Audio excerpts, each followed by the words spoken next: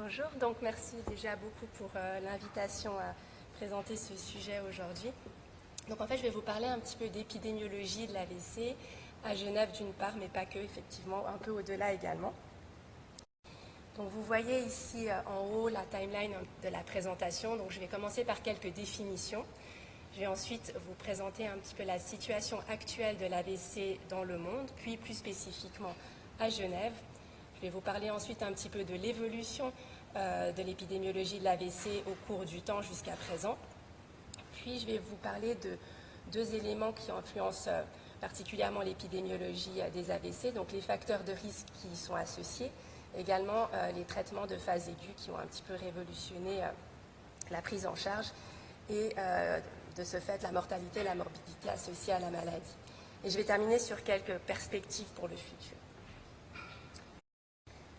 Alors déjà, qu'est-ce que c'est qu'un AVC? Donc selon la 11e révision de la classification internationale des maladies qui est effective depuis 2022, de manière plus générale, les maladies cérébrovasculaires concernent tous les troubles neurologiques qui sont associés à une atteinte des vaisseaux qui irriguent le cerveau. Donc ça comprend les atteintes ischémiques cérébrales, donc les AVC ischémiques, mais également les accidents ischémiques transitoires.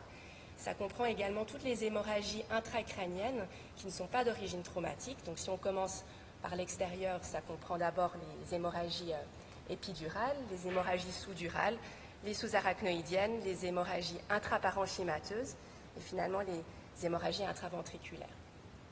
Donc l'accident vasculaire cérébral, l'AVC, est défini clairement au sein des maladies cérébrovasculaires comme la combinaison de trois entités, l'AVC ischémique, l'hémorragie intracérébrale, donc à l'intérieur du parenchyme cérébral, et l'hémorragie sous-arachnoïdienne. Donc quand on parle d'AVC, on parle de ces trois maladies combinées. L'AVC ischémique, donc c'est défini par un déficit neurologique aigu focal qui est causé par un infarctus cérébral. Donc il faut une lésion cérébrale qui explique les symptômes. Donc la preuve qu'il y a bien un infarctus, elle peut venir de deux choses. D'une part, de la durée des symptômes qui doit être de plus de 24 heures. Donc si les symptômes neurologiques durent plus de 24 heures, on part du principe qu'il y a une lésion associée. Et ça peut également, et ça c'est nouveau, provenir de la neuroimagerie. Donc ça c'est un changement de définition entre ICD-10 et ICD-11 qui date de 2022. Maintenant, on peut avoir un AVC si on a des symptômes de moins de 24 heures, mais une lésion à l'imagerie. Les AVC peuvent ensuite être sous-classés selon leur étiologie, donc athéromateuse, embolique, principalement cardiaque, micro-angiopathique ou indéterminée. Donc quand on parle d'AVC hémorragique, on parle d'hémorragie intracérébrale, donc intraparenchymateuse. Et c'est donc des saignements qui surviennent suite à différentes causes, notamment l'hypertension, ça reste la cause la plus fréquente, qui va en général faire des hémorragies profondes. L'angiopathie amyloïde est une cause fréquente également d'hémorragie intraparenchymateuse chez les personnes âgées.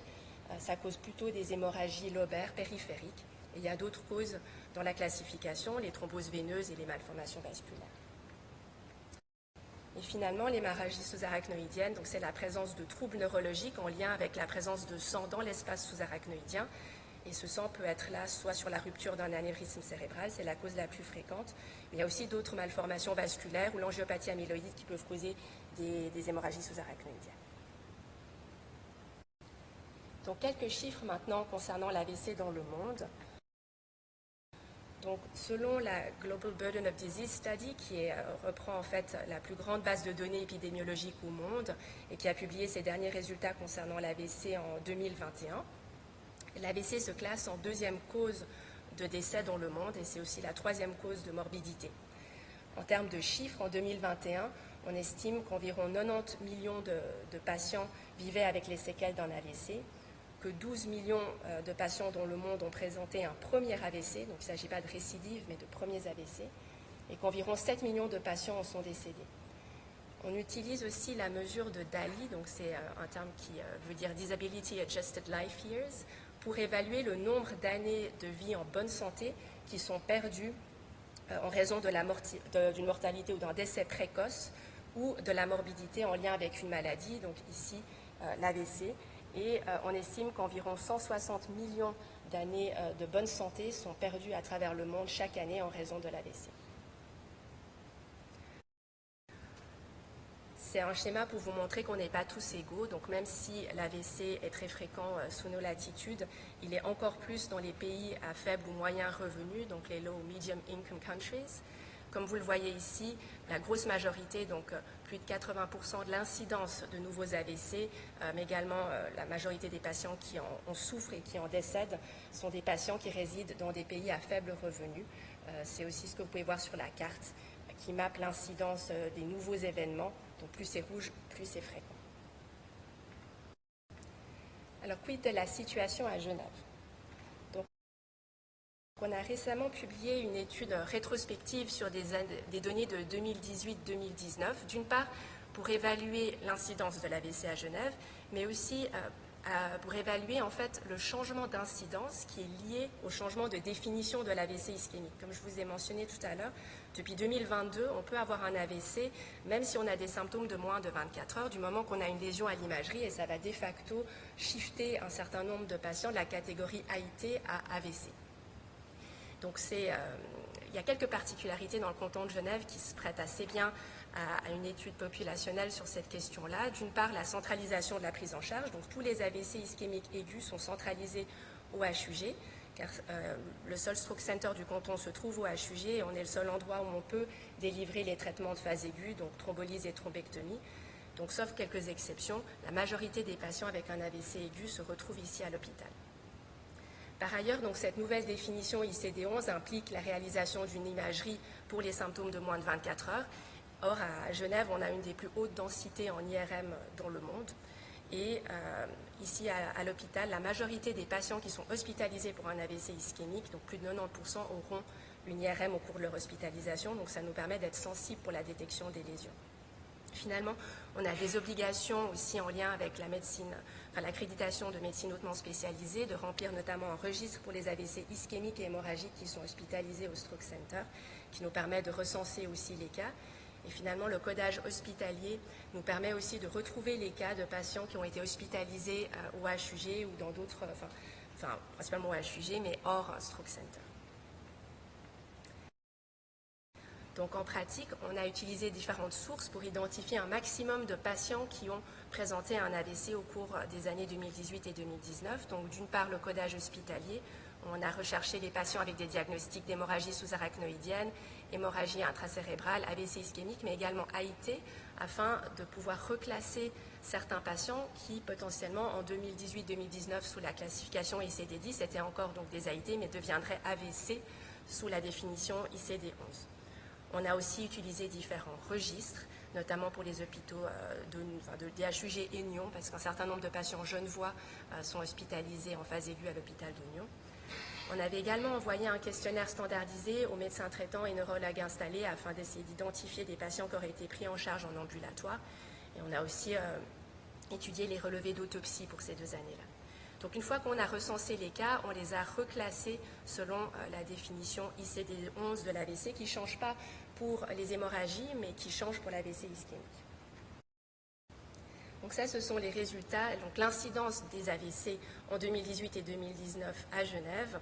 Donc on a identifié sur les 2 années 1186 nouveaux AVC, donc c'est important, ce n'est pas des récidives, c'est des premiers AVC. On estime le taux de récidive à environ 20%.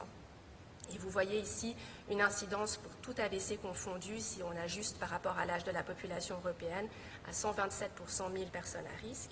Pour les AVC ischémiques, c'est 107, donc c'est de loin le type d'AVC le plus fréquent. 13 pour les hémorragies intracérébrales et 6 pour les hémorragies sous-arachnoïdiennes. Pour ce qui est de l'incidence tout AVC confondu, on n'est pas loin des chiffres dans d'autres pays européens comparables à la Suisse. On est un petit peu plus élevé, mais probablement, notamment à cause d'une détection peut-être plus sensible, mais aussi du fait que ces AVC ont été classés justement selon la définition ICD-11.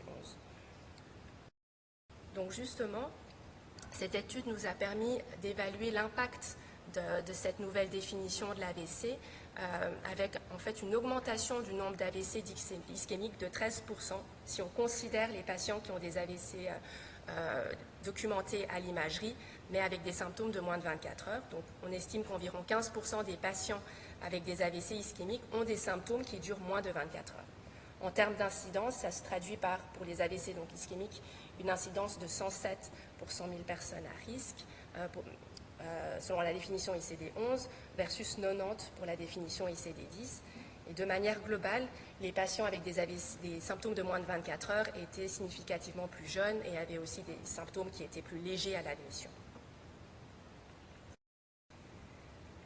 On voit ici finalement les différentes proportions d'AVC selon leur type. Donc à Genève, on avait entre 2018 et 2019 une grosse majorité, 80% d'AVC ischémiques, contre 12% d'hémorragie intracérébrale et 6% d'HSA. On peut comparer ça aux résultats de la Global Burden of Disease Study en 2021, où on voit qu'en fait, finalement, plus les pays ont un revenu élevé, plus on shift le type d'AVC vers des AVC ischémiques en comparaison aux AVC hémorragiques. Quand on regarde en haut, ici, la sous-classification des AVC selon l'étiologie, donc pour les AVC ischémiques, on voit que la majorité des AVC sont d'origine embolique. Un bon tiers d'AVC restent d'origine indéterminée, 20% sont d'origine athéromateuse et uniquement 8%, donc ça c'est plutôt en baisse, des AVC sont d'origine micro-angiopathique. Pour ce qui est des hémorragies intracérébrales, on voit que la grosse majorité sont d'origine hypertensive. Ici, ce sont les taux de décès à 30 jours des patients qui ont présenté un AVC au cours des années 2018 et 2019. Donc, tout AVC confondu, environ 13% des patients sont décédés à 30 jours. On voit que ce taux augmente en fonction de l'âge, donc par exemple, et du type d'AVC. Donc, le taux le plus élevé, c'est pour les AVC hémorragiques, avec jusqu'à 33% de patients qui sont décédés à 30 jours. Et on voit également que ça dépend de l'âge. Donc, effectivement, plus les patients sont âgés, plus le risque de décéder de l'AVC est augmenté. Ici, ce sont les courbes de survie qui confirment là aussi que l'hémorragie cérébrale est la plus mortelle en comparaison aux HSA et aux AVC ischémiques. Ça, c'est un tableau qui représente en fait la morbidité associée aux AVC. Donc, on va quantifier avec une échelle qui s'appelle le Rankin. Donc, un MRS à 0, c'est qu'il n'y a aucun déficit. Un MRS à 1, des déficits qui ne sont pas invalidants, qui ne sont même pas en fait mesurables objectivement. Et un MRS à 6, c'est la mort. On voit qu'il y a une répartition notamment qui est assez inversée entre les AVC ischémiques ici et puis les AVC hémorragiques, avec globalement un nombre finalement de patients avec des déficits peu invalidants. Donc c'est les rankings 0 à 3 qui est beaucoup plus élevé pour les AVC ischémiques par rapport aux hémorragies, et à 3 mois, jusqu'à 40% de décès pour les AVC hémorragiques, alors qu'on est à 20% pour les AVC ischémiques. Alors on sort du canton de Genève et on regarde maintenant l'évolution de ces statistiques au cours du temps, donc depuis le début des années 90 jusqu'à maintenant. Donc c'est basé de nouveau sur les données de cette grosse étude du Global Burden of Diseases. Donc ce tableau montre principalement, ce que je voulais illustrer, c'est qu'en termes d'incidence, globalement, les AVC diminuent. Donc l'incidence des AVC, le risque individuel d'un AVC, d'avoir un AVC diminue ou a diminué entre les années 90 et maintenant. Il en va de même pour les décès, donc on a moins de chances d'en mourir, on a aussi moins de DALI qui sont associés aux AVC. En revanche, le nombre absolu de cas augmente. Ça, c'est lié en fait à la structure de la population qui change, donc la population, elle augmente et elle devient aussi plus âgée, et avec ça, le nombre de patients à risque augmente. Donc même si le risque individuel diminue, avec l'accumulation finalement du nombre de patients à risque, on a un nombre considérable d'AVC en termes absolus qui est nettement plus marqué maintenant qu'en 1990. Et cette tendance, elle est semblable tant pour les AVC ischémiques que pour les AVC hémorragiques. On voit aussi donc, dans les deux cas que l'incidence a tendance à diminuer, malgré une augmentation des taux dans l'absolu, enfin du nombre de cas dans l'absolu. Il en va de même donc, pour les décès et puis les DALI. Donc probablement qu'on a quand même fait des progrès en termes de prévention, d'où la baisse de l'incidence, et puis des progrès dans la prise en charge des AVC, d'où la baisse des décès et du handicap associé. Mais il n'empêche que ça reste une maladie très fréquente. Ça, c'était l'évolution de l'incidence dans le monde, et ça, c'est une étude qui évalue plus spécifiquement l'évolution de l'incidence des AVC dans les pays à revenus élevés. Et on voit que le trend, il est le même entre le début des années 80 jusque dans les années 2010. Globalement, l'incidence diminue. Là, vous voyez où se situe Genève, à peu près avec 127 cas pour 100 000 nouveaux habitants, 100 000 habitants en 2018. Donc, je vais parler maintenant rapidement des facteurs de risque des AVC parce que, comme vous allez le voir, l'AVC est une maladie qui est évitable. Évidemment, jouer sur les facteurs de risque a un impact sur l'incidence et la prévalence de la maladie.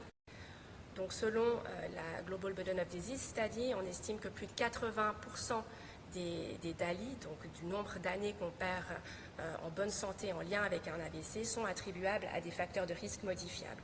Ces facteurs de risque, c'est tantôt des facteurs de risque métaboliques, comme l'hypertension, le surpoids, le diabète, mais c'est aussi des facteurs de risque comportementaux, comme la consommation de tabac, une mauvaise alimentation ou une faible activité physique.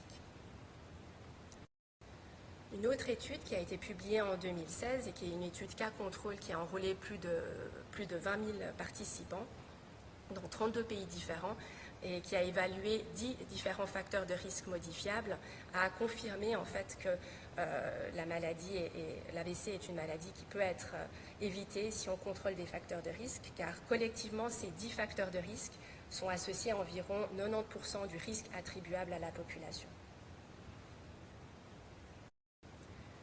Donc plus spécifiquement à Genève, dans les années 2018 et 2019, on avait pour ce qui est des AVC ischémiques, jusqu'à 69% des patients qui étaient hypertendus. Donc c'est l'hypertension, le facteur de risque qui est le plus prépondérant, tantôt pour les AVC ischémiques et encore plus pour les AVC hémorragiques. Comme vous voyez ici, 74 des patients avec un AVC hémorragique étaient hypertendus, contre 43 dans le cadre de la HSA. C'est assez congruent avec l'étude Interstroke qui montrait que le pourcentage de risque attribuable d'avoir un AVC, donc à l'hypertension, pour les AVC ischémiques était de 46% et pour les AVC hémorragiques de 56%.